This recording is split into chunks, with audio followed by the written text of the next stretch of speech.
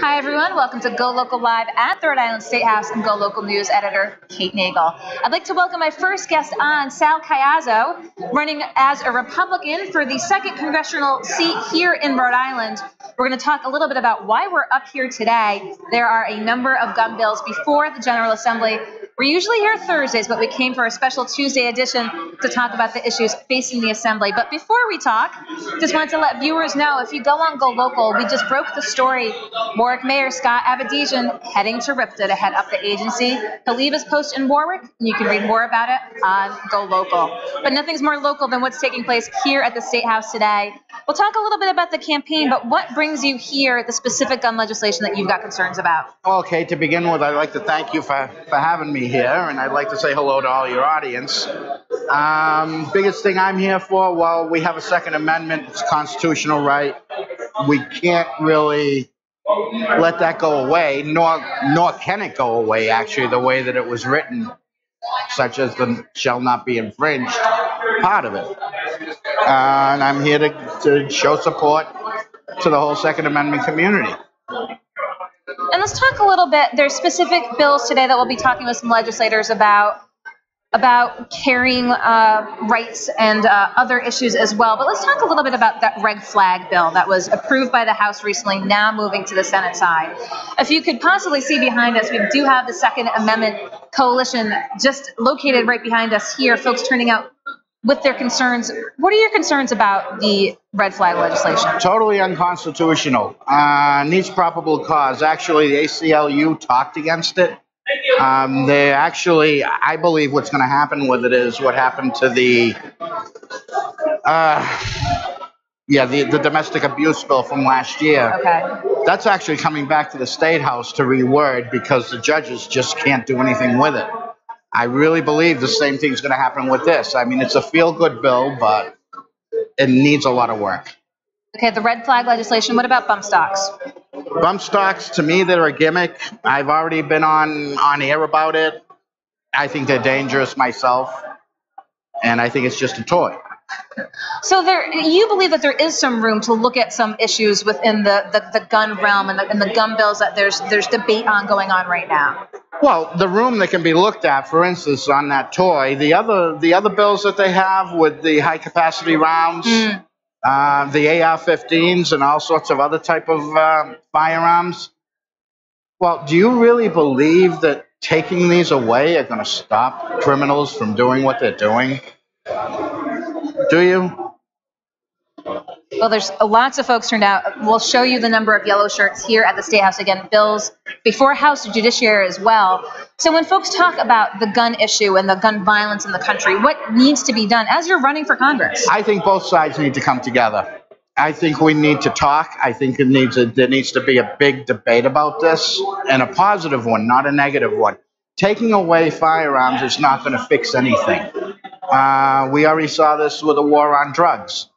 You have black markets for drugs, people making lots of money.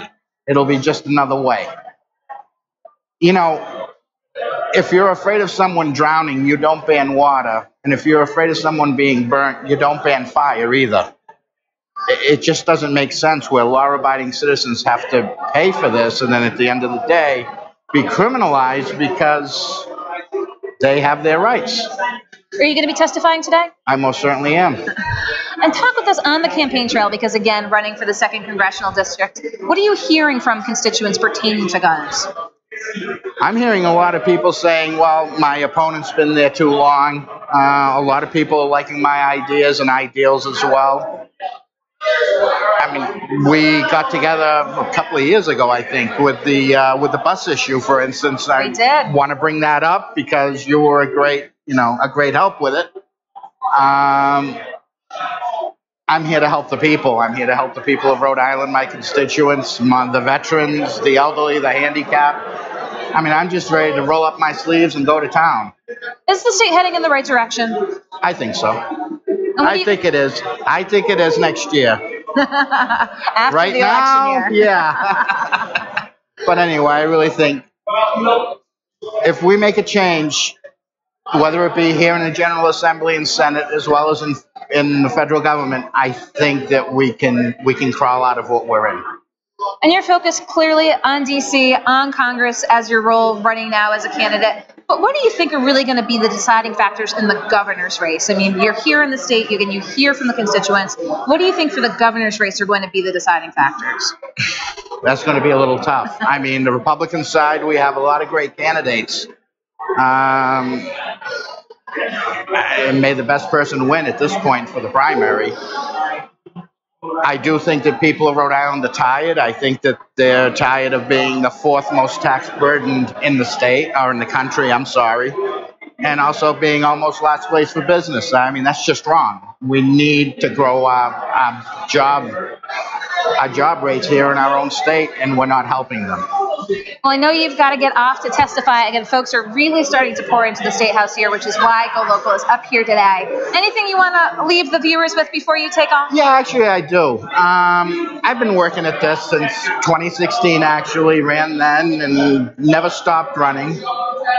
And I have my daughter who's been watching me and saw what I've been doing, and she said, you know what, you motivated me, Dad. She's going to be running. Her name's Julie Cayozzo, same last name. She's going to be running District 24 for the House seat. She's filed a CF1 yesterday. I'm very proud of her. Okay. Catching the political bug, we're keeping an eye on all things campaigns. We're keeping an eye on the gun bills here today at the State House and moving forward. Sal Cayazzo, I appreciate your taking the time to come on live today. Thank you very much. We'll let you go. And don't go anywhere. We'll be back with our next guest here, live from the State House.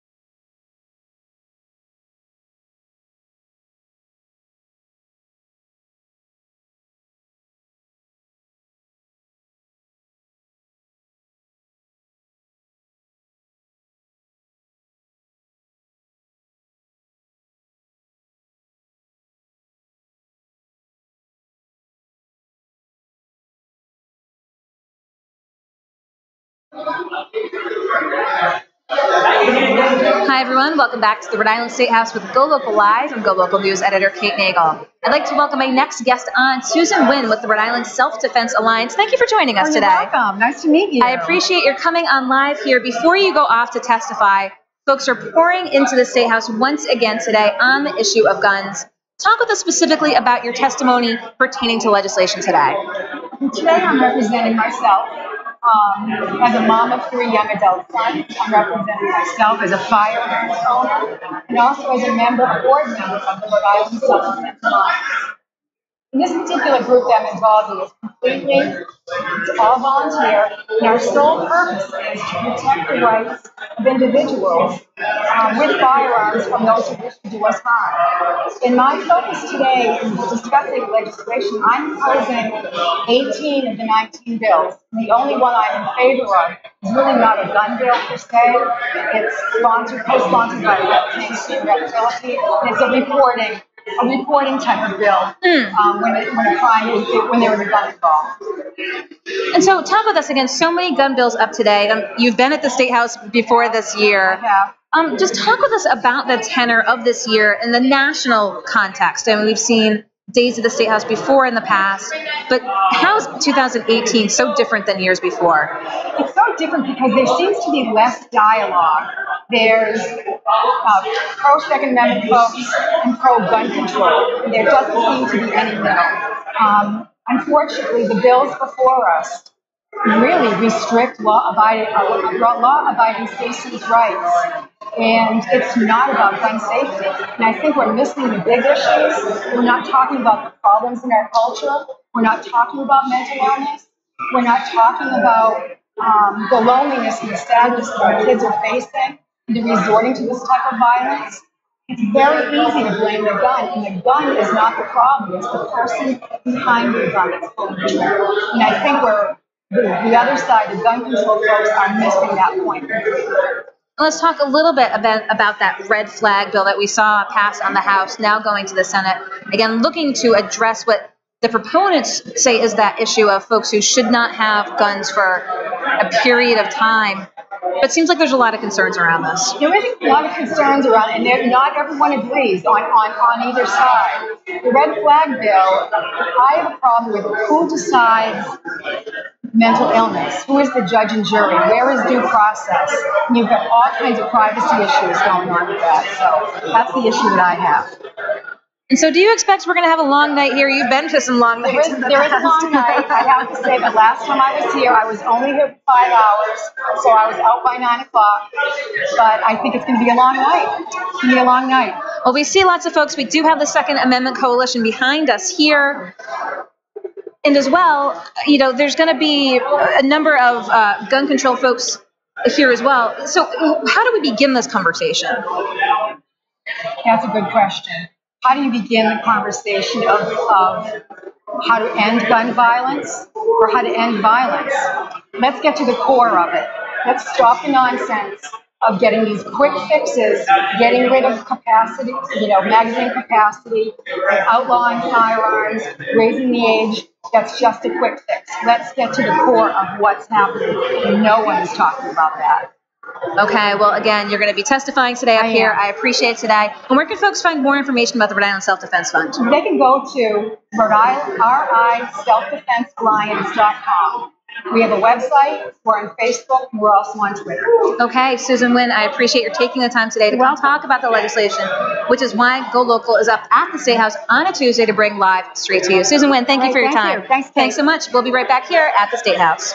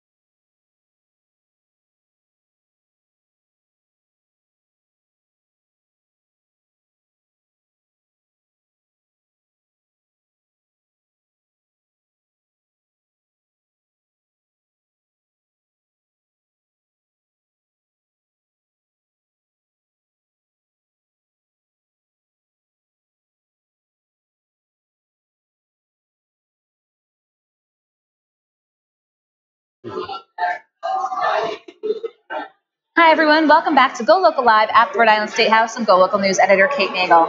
I'd like to welcome someone who's been on the show before, Representative Greg Amore. Thank you for joining us again. Thanks for having me, Kate. Appreciate it. We had you on before to talk about a few pieces of legislation pertaining to guns. One specifically was school resource officers, and then it was also construction reimbursement in the schools. Correct. But there's been a lot that's transpired since then, and Sure. we're up here today, and there's a number of gun bills. We just spoke with a couple of folks who are going to be testifying. We have the Rhode Island Self-Defense Alliance as well as Sal Cayazzo. So talk with us about today. The State House is packed. Sure. I mean, this is a constitutional issue, so there's going to be emotions on both sides. There's going to be passions on both sides. And, you know, we've heard some of these arguments year in and year out here. I think the intensity, obviously, is greater because of the Parkland shooting and the number of school shootings. And so, you know, you have advocates on both sides here quite often this session. And today, like many of the previous days, they're here in force.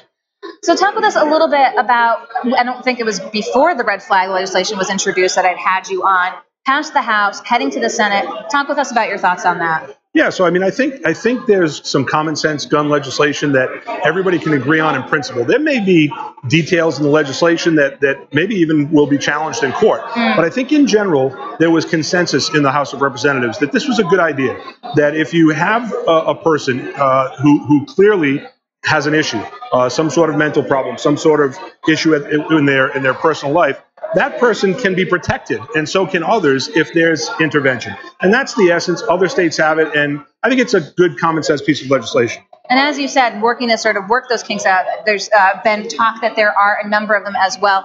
I mean, who should really be the arbiter and decider? That's a piece of the legislation that folks have concerns with, and that I know is being worked out. Yeah, that's a hard issue, but we already see that in family court. We already see that in domestic violence cases. So it's not like this is an unprecedented area in regard to those decisions being made by a judge after action by a police department based on an inquiry or a call. So we just had Susan Wynn on with the Rhode Island Self-Defense Alliance, and she talked about the need for kind of both sides to work together, both the pro-Second Amendment supporters and gun control folks. Do you think there's been conversations? Do you think there's a middle ground being reached? Well, I think the school resource officer bill is a middle ground. So my bill has been well received by both sides generally, and we have a fiscal note that's being worked on right now, and that's going to be heard, I think, next week. So, yeah, I think that's an area where both sides can say, yes, we put a police officer in a school for all the reasons we spoke about before, plus he's there as a last line of defense. He or she is there as last line of defense. So I think that is an area where we can find common ground. I actually think the red flag bill was an area where there was lots of common ground. There was some resistance, but there was lots of common ground. So we're keeping an eye as that goes over to the Senate. Again, we're up here on a Tuesday specifically for the gun bills today. Talk with us about what is on your plate today, Representative. So in the Judiciary Committee tonight, a whole host of gun bills. Two of them have my name on them as co-sponsors. You have the so-called assault weapons ban, and you have the other bill that I'm involved in would prevent teachers from being armed for a whole host of reasons, some of which we talked about last time. I'm not opposed to a good guy with a gun in a school, clearly, but I think there are serious issues with arming teachers or incentivizing teachers to be armed. The assault weapons ban is a sticky conversation because it is a Second Amendment conversation. However, even Justice Scalia said that the Second Amendment is not absolute. And we've made cost-benefit analysis decisions on constitutional rights forever. When you walk into an airport, I just came back from vacation, we abandon our Fourth Amendment rights so that we're protected on that plane and in that airport. I'm not saying to abandon our Second Amendment rights, but there are restrictions that are reasonable. And I think when we look at the cost-benefit analysis, this is one of those. Do you think that's going to be the most contentious bill this afternoon, is the assault weapons ban? Absolutely. Yeah, I mean, from the argument that it's a slippery slope to the argument that we have numbers of citizens who own those weapons, yeah, that's going to be a contentious bill. Well, we see here the Second Amendment supporters turning out in droves. We see some orange shirts. We see some red shirts, again, for the pro-gun control folks. Again, with the pieces of legislation moving forward today, is it going to be a late night? I'm glad I'm not on the Judiciary Committee because I spend plenty of nights in finance, long nights. But yes, it's going to be a long night. I mean, traditionally, these bills and bills like them go toward the 11 o'clock hour. Well, I appreciate your taking the time again. We were able to speak with the previous legislation that you introduced, and again, talking about that support you're getting to having school resource officers in each school. When do we expect that fiscal note?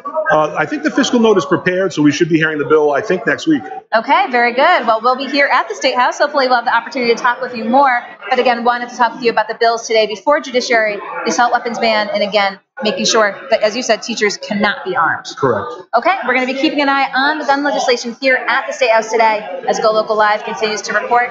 We'll be right back. Thanks, Kate.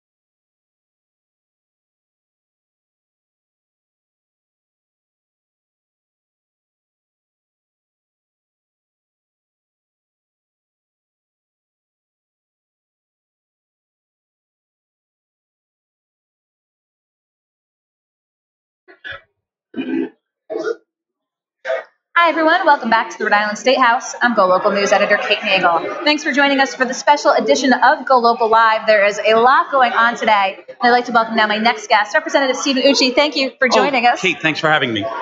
19 gun bills before House Judiciary, and you've got one that you are a co-sponsor of, and this pertains to carrying permits. Talk with us a little bit about what you're looking to achieve. Sure. So what the bill does is, right now under Rhode Island law, someone can, from out of state, who has a permit to carry, a concealed permit to carry, can traverse the state in their vehicle without having to have a Rhode Island permit, so long as they're expressly driving from one point to another, not stopping. What this would do is add an additional requirement that the only way those permits would be allowed would be if that state, the home state, would allow our Rhode Island folks to have the same rights. So what this does is this guy gives an extra layer of protection to the folks that we have that have permits to carry in other states, while at the same time letting people know we want to make sure that they have, the proper permits and credentials, and that those states have a rigorous system of, like we do, as vetting people and having target practice and things like that. So I have to imagine that other states have this as well. Are you looking at other states' examples of how they work with carry permits as it pertains from state to state? Correct. So some states don't allow you to do that. However, if people come to Rhode Island, they can do it. So we're trying to achieve some parity. And again, this is one of the bills. This is why we have the process. So today we'll hear on both sides of that to see what the flaws are in the idea and to see if there's a way to make it better. And as always, all of our bills are subject to amendment, and we listen to what the people have to say. So what have you been hearing so far since you introduced, well, as a co-sponsor, as a piece of this legislation? What are you hearing from supporters, and where are you hearing from folks who might have concerns? So I think originally people thought it would open the floodgates to more people carrying in Rhode Island. That's really not what it's about. It's more to give parity to the folks in Rhode Island who have a permit to carry. But with all the other issues out, this is really has a lot less of a concern amongst people. I haven't heard actually anything else about this. Again, one of the 19 bills today, but again, you're a moderate member of the Democratic Party. You again hear from folks who support gun rights. Is there a middle ground that can be achieved this session? So what you say, I'm a moderate. What I try to do, I look at every issue on its own. I mean, I think in politics that's what we all have to start doing, is starting to look at each issue. I think there's a middle ground in everything. The key is taking the hot air on both sides out of it and getting people to the table who actually want to come up with a solution. And, there are certain things that there are certain folks probably who shouldn't have guns, shouldn't have access to them. And we've taken a good step with the red flag bill. But it'll be interesting. It's always good to see democracy in action, see all the people who are out here today, and really listen to the testimony. Well, I'll tell you, they are out here today in force. Again, yellow shirts with the Second Amendment Coalition. Do see some gun control folks out here as well. So you're co-sponsor of this legislation, but what else is on tap for you today? So today I have two bills that are on in corporations, and they'll have a lot less, I think, of excitement as the judiciary bills. And I give my colleagues on the Judiciary Committee a lot of credit. Most of the issues that go to judiciary are very passionate, and it takes a lot of work to vet those. Well, I appreciate your taking the time to come walk us through just what this carry permit reciprocity might look like. Do you have a good feeling about its potential today? I never know what's going to happen with the bill day to day. We'll wait and hear what the testimony garners. Well, I appreciate your taking the time here. Again, as the State House is filling up 19 bills before House Judiciary today, we've heard from a number of folks, from Rep. Greg Amore to folks from the Rhode Island Self-Defense Alliance as well, bringing the news live to you from the Rhode Island State House. Representative Ucci, I appreciate your taking the time Kate. today. Thank you, GoLocal. Don't go anywhere. I'll be right back here at the Rhode Island State House.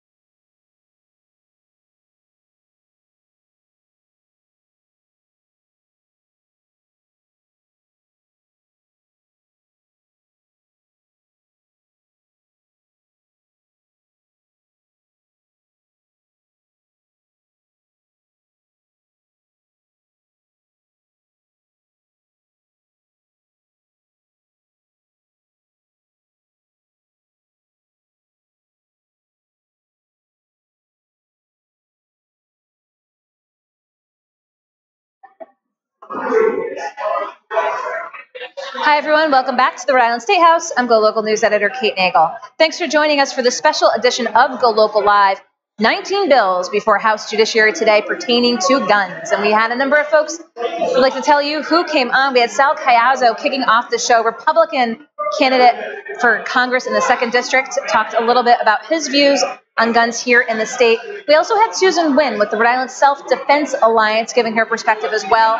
Greg Amori, we've had him in studio talking about pieces of legislation he's introduced, co-sponsor of an assault weapons ban, as well as prohibiting teachers to have weapons in schools. And then finally, just had Representative Stephen Ucci talking about being a co-sponsor of a bill pertaining to carry permits for folks who are allowed in Rhode Island, that Rhode Islanders are in fact allowed into those states as well. That will be before House Judiciary as well. So while we're keeping an eye up here at the Rhode Island State House this evening at 6 p.m., Providence Mayor Jorge Elorza will be giving his budget address. We'll have full coverage of that as well. Now, again, the big news this afternoon broken by GoLocal. Warwick Mayor Scott Avedisian heading to head up RIPTA and will be leaving his post as Warwick Mayor. You can read all about it on GoLocalProv.com. Thanks for tuning in. We appreciate your watching live. We look forward to seeing you soon. I'm GoLocal News Editor Kate Nagel.